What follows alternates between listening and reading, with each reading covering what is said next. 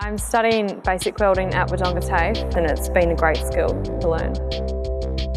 I chose to study welding because I've recently moved to a farm and our woodshed blew down and there's other farm maintenance to do. Probably the best parts about studying basic welding is learning a new skill. The teachers were great, the other people doing the course were great, and I got a job out of it as well.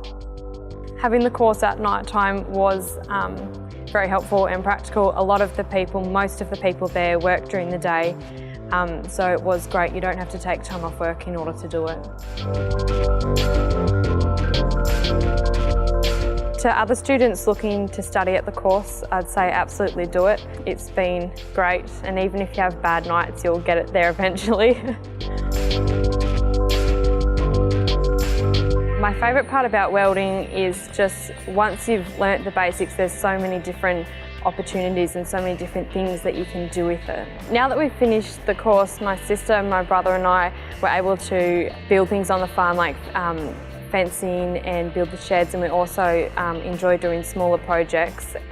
So now that we've done the course, we are looking to start a sort of small business and just make things for clients.